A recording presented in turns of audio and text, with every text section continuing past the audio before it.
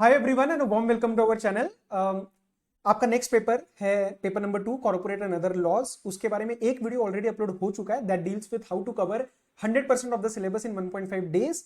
This particular video is about paper presentation. Hardly 8 to 10 minutes में we will try to understand how to present your answers in the exam for maximum marks. I personally feel this particular topic has been overcomplicated to a certain extent और इतनी जरूरत नहीं है because मैंने बहुत सारी answer sheets देखी और उसमें से मैं आपको एक पॉइंट्स बताने वाला हूँ, राइट? एक बेसिक फॉर्मेट बताऊंगा लेकिन आपको ये भी बताऊंगा एक सच कि कहां बच्चों ने ये पूरा फॉर्मेट फॉलो नहीं किया है but they have got good marks. Okay, second important point मैं आपको एक एग्जांपल लेके बताऊंगा। अब ये एग्जांपल है सीए फाइनल के स्टूडेंट के आंसर शीट का। अब आपको लगेगा इंटर वालों को see this video is common for inter and final, but inter वालों को लग सकता है कि सर फिर इसमें हमें क्या समझ आएगा। नो, आपको मैं इसके अंदर डिटेल ऑफ कंसेप्ट, मैं कंसेप्ट की डिटेल में नहीं लेके जा रहा, मैं आपको सेक्शन नहीं पढ़ाने वाला। मैं आपको बताऊंगा कि क्वेश्चन ने क्या बोला, बच्चे ने क्या लिखा। सही गलत की बात नहीं करने वाले, प्रेजेंटेशन की बात करने वाले हैं। तो it is going to be important for CA inter as well and CA final as well. I hope this is clear. 8 से 10 मिनट का समय लेंगे और क्विकली स्टार्ट करेंगे। Before that please note CA inter वालों, आपके लिए एक 100 मोस्ट क्रिटिकल पॉइंट्स, अरे वीडियोस कहां गई, 100 most critical points in 60 minutes एक वीडियो मैंने डाला था। I have already got the feedback and I know कि इसमें से आपको कितना बेनिफिट मिलने वाला है, तो प्लीज देख लेना। बहुत सारे ये वो वाले पॉइंट्स है जो एमसीक्यूज में बच्चों ने गलतियां करी इन माय टेलीग्राम चैनल। जहां जहां आपके queries I based on my revision videos, ये सारे वो पॉइंट्स मैंने एक साथ रिकैप करे वेरी शॉर्ट मैनर में, right? So it will give you the feel कि आपके कंसेप्ट जहां जहां लूज थे वो टाइट हो रहे हैं। The publication used plus much more publications जो मैं इस वाले में भी यूज करने वाला हूं, जो पे प्लानिंग में भी यूज किए थे, वो सारा कुछ टेलीग्राम चैनल पे है, लिंक एक बार चेक कर लेना। एमसीक्यूज भी उसके अंदर डले हुए, राइट? क्विकली स्टार्ट करते हैं paper presentation of your law paper for inter and final. See, सबसे पहले अंडरस्टैंड करो कि आपको ओवरऑल टारगेट क्या करना है, आपका मन क्या होना चाहिए। आपका जो टारगेट है of paper presentation is to make the process easy. Process किसका? एग्जामिनर का। So you have to ensure that you reduce the effort of examiner. अगर मेरे सामने पेपर आया, सी आपने ना काफी जगह अभी टेस्ट वगैरह दिए होंगे, कोई एनरोल टेस्ट दिए होंगे, मैं आपको सच बता रहा हूं, एक हार्ड रिलेटिव बता रहा हूं, वो फैकल्टी या वो आपका एग्जामिनर जहां पे भी आपने पेड टेस्ट दिए हैं, that person is going to take some effort in reading your answers even if your answer is not completely legible. पूरा अच्छा पेपर नहीं है, स्टिल वो एग्जामिनर टाइम लगाने वाला है। He is going to go through your paper. Real life में आपके आईसीआई एग्जाम्स में हो सकता है ऐसा ना हो। Let me be very honest and practical. So ensure किसी हैंडराइटिंग में, ठीक है हैंडराइटिंग मैंने बहुत बच्चों का देखा है, even if the handwriting is not good you can score marks, but handwriting थोड़ी अगर मेरी खराब भी है लेकिन प्रेजेंटेशन तो नीट रख सकते हो ना। अब जैसे काटापीटी नहीं करनी है, ओवर राइटिंग नहीं करनी है, दिस कैन बी फॉलोड ना, and then whatever you write you maintain your handwriting because it is not practically possible to change in 1.5 days that you change your handwriting, और इवन फॉर दैट मैटर अब 2 महीने 3 महीने में भी हम change नहीं कर सकते। जो बचपन से चलती आ रही है वही चलेगी। So it's okay, don't feel that you won't get good marks, you will, but ensure करना you reduce the effort of examiner. मुझे पेपर देख के खुशी होनी चाहिए कि मुझे समझ आ रहा है क्या लिखा है बच्चे ने, ठीक? Try to attempt all the parts of one question together, this is my practical personal advice. Questions आगे पीछे कर लो चलेगा, पार्ट्स भी आप आगे पीछे कर सकते हो, बहुत बच्चे करते हैं, बट आप खुद सोचो, मेरे सामने आंसर की है, आपने क्वेश्चन नंबर 1 ए इधर किया है, फिर क्वेश्चन नंबर 5 भी अगला किया, फिर 6 डी अगला किया, फिर 1 भी अलग से किया, मेरे लिए ये प्रोसेस कॉम्प्लिकेट हो जाएगा। And this is one of the tips that I received way back from a senior who was a rank holder. उसने कहा था भाई पेपर चेकिंग इजी कर, एग्जामिनर का तेरा काम बन जाएगा। At the end of the day practically सोचो, ये प्रोफेशनल एग्जामिनेशन है, लाखों बच्चे बैठ रहे हैं, 1 लाख से ज्यादा बच्चे बैठ रहे हैं, तो वो आपके पेपर में आधा घंटा 1 घंटा नहीं लगाने वाला है, मुश्किल से कुछ मिनट लगाने वाला है। तो अंडरस्टैंड करो जो मैं कहने की कोशिश कर रहा हूं, समझो स्मार्ट होके। क्लियर? Next, act smart. कई बच्चों को डाउट आता है कि सर प्रेजेंटेशन रख लेंगे लेकिन पूरे पेपर में कैसे रखें, स्टार्ट में 8-6 नंबर वो जो आते हैं बड़े वाले क्वेश्चन उसमें रख लेंगे, 4-3 वाले में कैसे रखें? Please understand, keep top notch presentation in at least first 50 to 60% of the paper. Again first 50-60% 8-10 sheet में अगर उसको एग्जामिनर को आप समझ आ गया कि इस बच्चे को चीजें आती है, थोड़ा सा पॉसिबल है कि, पॉसिबल है 100% नहीं, थोड़ा सा पॉसिबल है कि वो लीनियंट व्यू ले ले बचे हुए पेपर में। और ये चीज मैंने देखी है, मैंने आंसर शीट में खुद देखी है कि बाद वाले में इतना ज्यादा डिटेल में नहीं गया बच्चा, इतना ज्यादा वो फॉर्मेट नहीं फॉलो किया, नंबर दिए। क्लियर? तो ये मैं आपको बता रहा हूं प्रैक्टिकल चीजें। अब आ जाओ फॉर्मेट में। This is the ideal format. Ideal मतलब होना चाहिए, अभी मैं बताऊंगा कि क्या क्या आप इसमें से मिस आउट कर सकते हो। See issue in one line pick from the question. हर एक क्वेश्चन इंटर वालों का हो फाइनल वालों का हो, मैं अभी वो नहीं बात कर रहा, आपसे कुछ टेस्ट कर रहा है। At the end of the day, at the end of the question, you have to answer कि whether this application is tenable or not, whether the person is guilty or not, whether the contention is valid or not, कुछ ना कुछ वो आपसे test कर रहा है।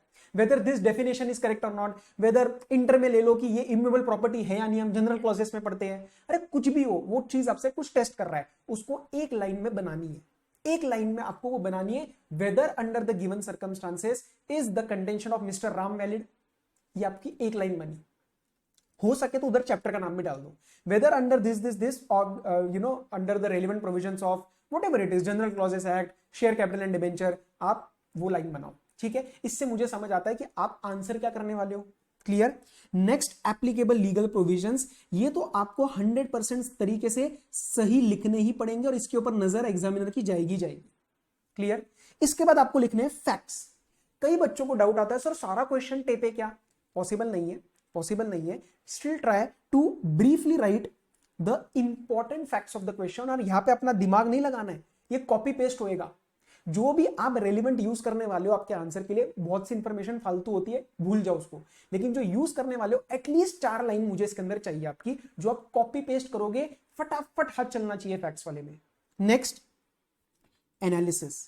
This may involve some calculations. अगर किसी का कोई कैलकुलेशन का क्वेश्चन है इंटर फाइनल में, तो यहाँ पे एनालिसिस में कैलकुलेशंस भी रहेंगी, plus this is the stage where you basically link 2 and 3। आप लीगल प्रोविजंस को फैक्ट से लिंक करते हो ताकि आप कंक्लूजन की तरफ जाओ, right. So you link the legal provision with facts and एक आता है आपका कंक्लूजन।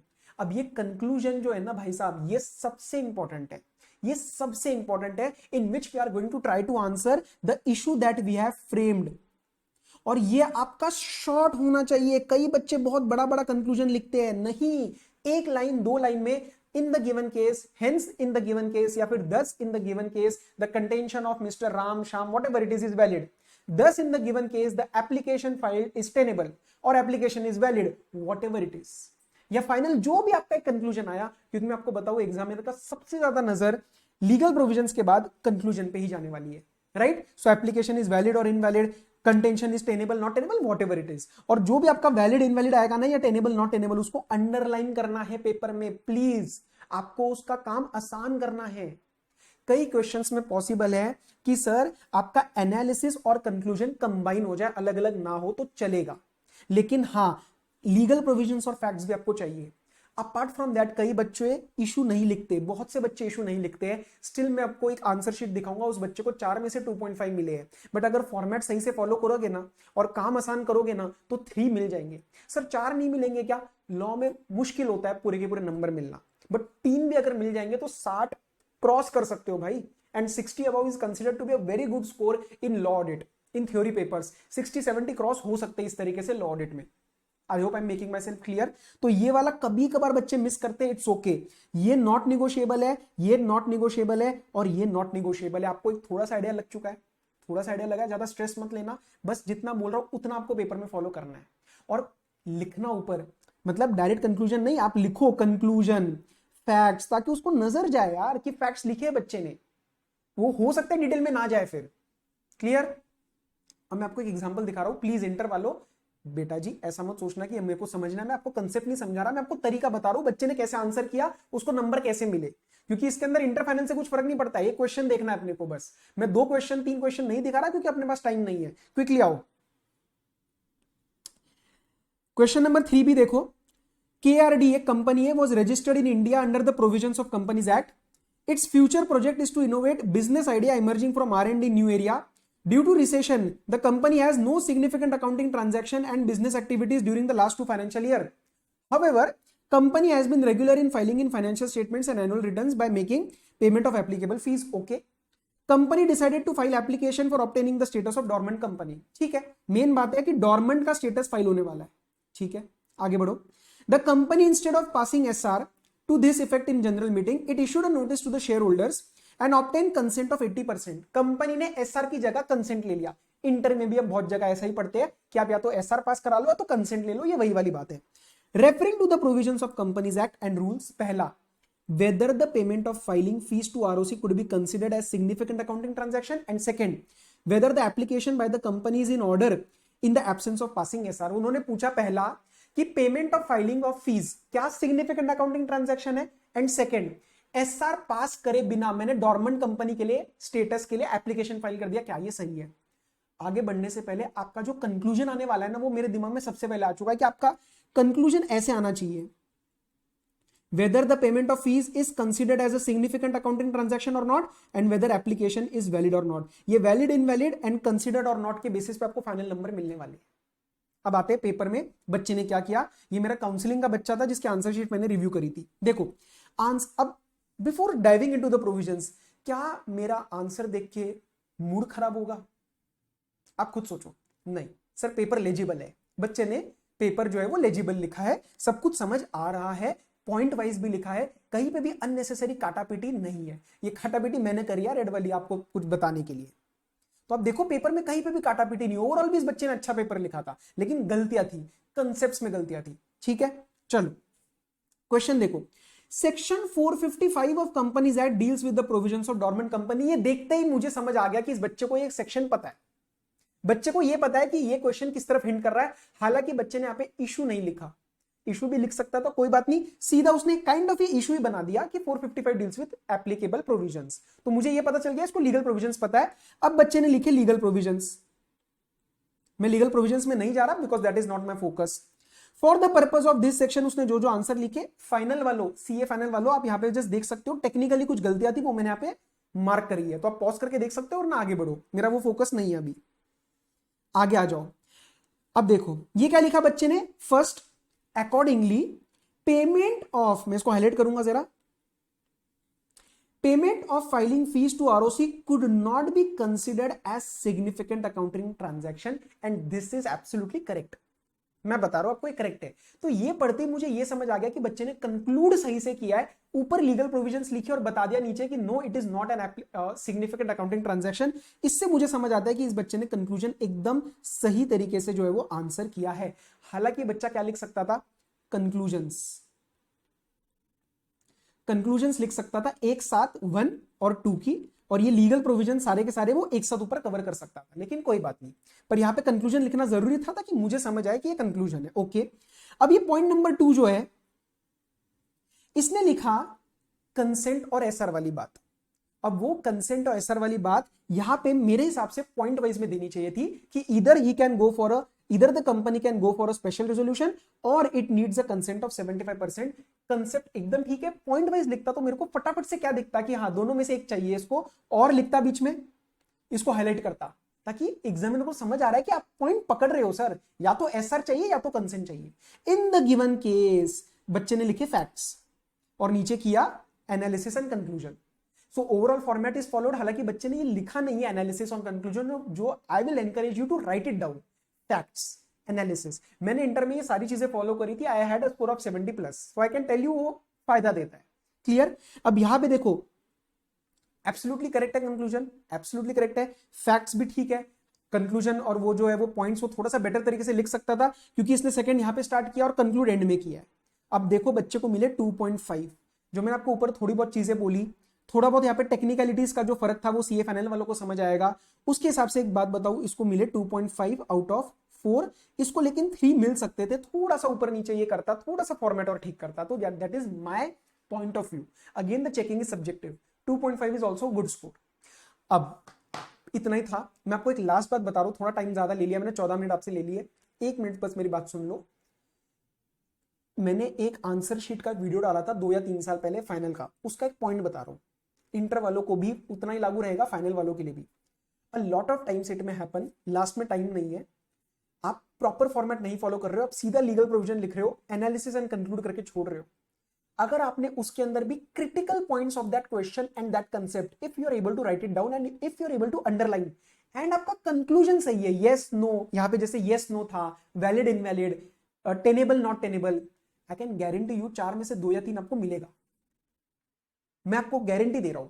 इतना ज्यादा फॉर्मेट का फर्क नहीं पड़ता है, format is just for making the process easier. और पूरा टाइम ना मिले तो फर्स्ट 50% का टारगेट रख लो, पहले 3 क्वेश्चन में आपको फॉर्मेट फॉलो करना है।